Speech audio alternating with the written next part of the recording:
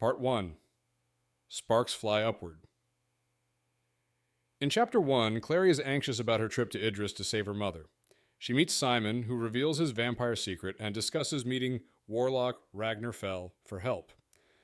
Clary remembers Jace forbidding her from going due to the dangers involved, but is determined to help her mother. Luke gives Clary a velvet cloak, symbolizing her identity as a shadow hunter. Meanwhile, Simon, feeling out of place as a downworlder, encounters Jace, who asks him to keep Clary from going to Idris. As they talk, chaos erupts with the arrival of Forsaken demons, leading to a desperate battle. In Chapter 2, Clary and Luke arrive at the Institute, where Magnus reveals the recent attack by Forsaken that killed Madeleine. Clary is eager to reach Idris to help her mother, but Magnus informs her that the portal is closed. Determined, Clary attempts to create a new portal, but is stopped by Luke. Meanwhile, Simon wakes in Alicante, learning from Isabel that he was saved by Jace after being attacked. As Clary and Luke begin their journey, Luke explains that they are near Lake Lynn, which is cursed for shadow hunters. He stresses the need to reach Alicante quickly for healing. In Chapter 3, Luke and Clary travel across Brosselin Plain to a necropolis in Idris, where Clary is struck by the sight of her mother's name on a tombstone, prompting deep feelings about death. Approaching Alicante, Clary feels increasingly ill, plagued by hallucinations linked to a nearby lake. Meanwhile, Jace and Simon argue over Jace's feelings for Clary, with Simon cautioning him not to hurt her. The chapter culminates in Clary's panic as Luke begins to transform, displaying animalistic features, heightening the tension and danger surrounding them. In Chapter 4, Simon and Alec leave the Penhallows house, discussing the Claves hierarchy and Alec's struggles with his sexuality. At the Guard, they meet Consul Malachi Dudon, who dismisses Simon and plans to return to Manhattan with Magnus.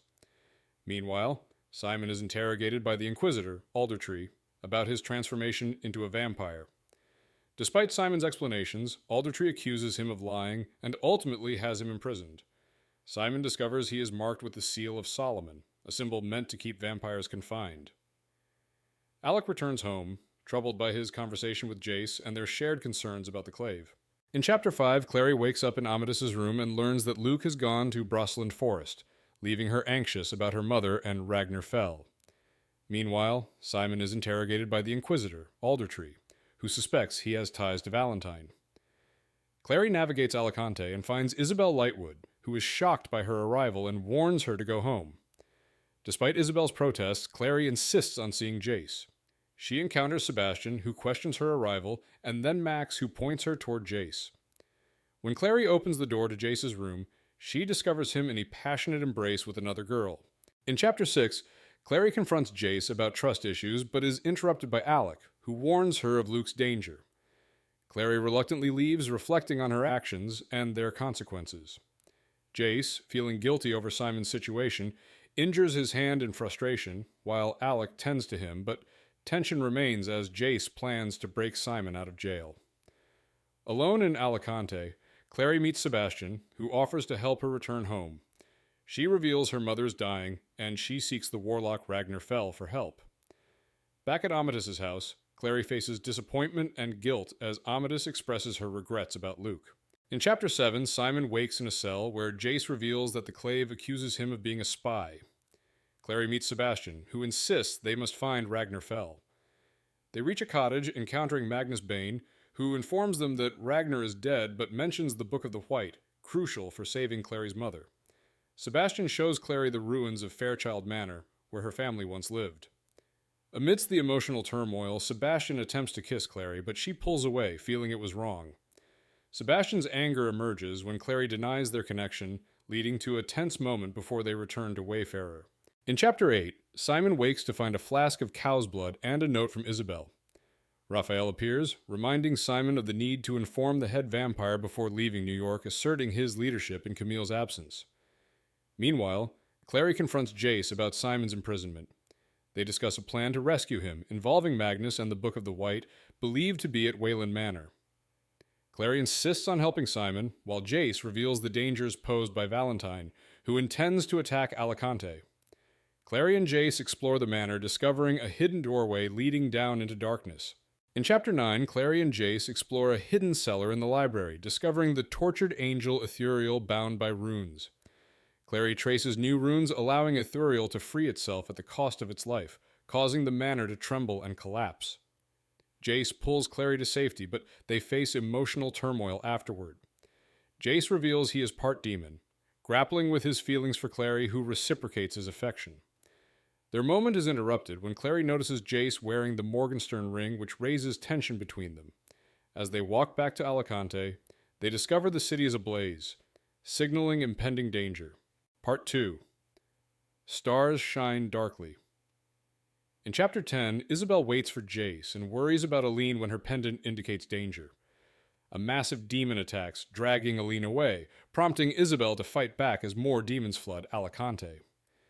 Meanwhile, Simon and Samuel realize the city's wards have failed. After reuniting with Alec, they plan to find Aline. Alec insists Isabel and the others stay behind for safety as he goes after her. In the chaos, Isabel discovers her brother and Sebastian are missing. Meanwhile, Alec rushes through the city and saves Magnus from Iblis demons. They discuss their feelings amid the unfolding chaos. In Chapter 11, Clary and Jace arrive in Alicante to find the city in flames, realizing Valentine is to blame. They encounter Maya, who reveals that Luke summoned her pack to help defend the city. Together, they head to the Hall of Accords, where Clary sees the devastation and tension among the Shadow Hunters. Luke confronts the Consul Malachi about needing Downworlders' assistance against Valentine. Clary also reveals to Magnus Bane that she found the Book of the White. Sebastian approaches Clary, expressing concern about Magnus and the book, while Jace and Alec warn her about Sebastian's intentions. In Chapter 12, T. Simon is rescued from a burning cell by Jace and Clary. They save Hodge, who discloses crucial information about the mortal glass in Lakeland before being fatally stabbed by Sebastian, who claims it was necessary to protect Jace. Jace learns Sebastian is a spy for Valentine as a fight ensues, leading to Simon attacking Sebastian, who escapes. As they regroup, Jace expresses frustration over Sebastian's strength. They decide to head back to the Hall of Accords, where they find the Lightwoods mourning Max, who is dead, leaving Jace in shock as dawn approaches. In Chapter 13, Clary awakens from a nightmare, disturbed by recent events. She discusses the aftermath of a demon attack with Simon, and learns from Aline that the impersonation of Sebastian was orchestrated by Valentine. They resolve to inform the Clave about the true identity of Sebastian. Luke expresses concern about Valentine's spies and the vulnerability of the Clave. Suddenly, Valentine appears as a projection, confronting the Shadow Hunters. He demands absolute loyalty and threatens destruction if his terms aren't met, demonstrating his power by killing Inquisitor Aldertree. He gives the Clave until midnight to respond.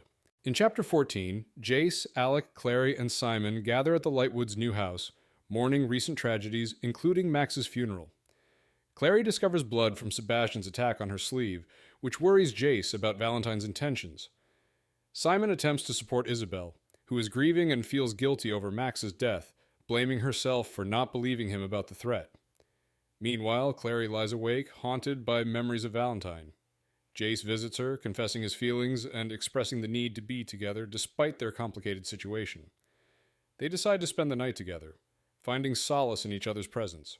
In Chapter 15, things fall apart.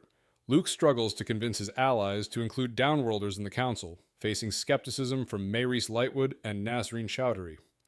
Jace reveals his plan to confront Sebastian and Valentine alone, and despite Luke's concerns, they part understanding the impending conflict.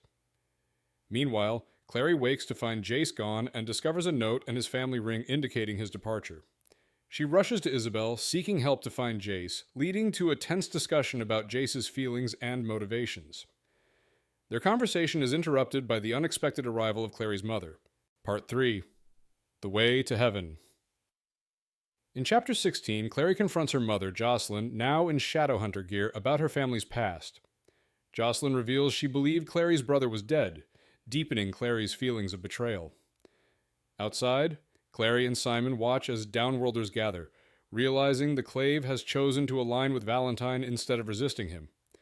Clary rushes to the Accords Hall, where Shadowhunters gather, determined to make her voice heard. Defying Consul Malachi, she reveals her unique ability to create new runes and warns the Clave of the dangers Valentine poses, urging them to unite against him rather than submit. In Chapter 17, Clary waits with Simon outside the Accords Hall, anxious about her fate. Jocelyn arrives and reveals painful family secrets. She discusses Valentine's cruel experiments on Downworlders, her struggles with loving Jonathan, Jace, and her decision to plan against Valentine. Clary learns that Jace is not her brother, but that they share angel blood, which means he isn't cursed. Jocelyn explains that Jonathan is alive, having been raised alongside Jace, and that Sebastian Verloc is Jonathan. Luke interrupts to announce that the Clave has agreed to let Clary mark them, ensuring no surrender. In Chapter 18, Jace discovers a farmhouse with warlock tools in the valley where he last saw Sebastian. Following Hugo, the Raven, to a cave, he overhears Valentine and Sebastian discussing the Clave's alliances and their plans for battle. Meanwhile, Clary learns from Simon about Raphael's demand for Simon in exchange for support against Valentine, which her family refuses.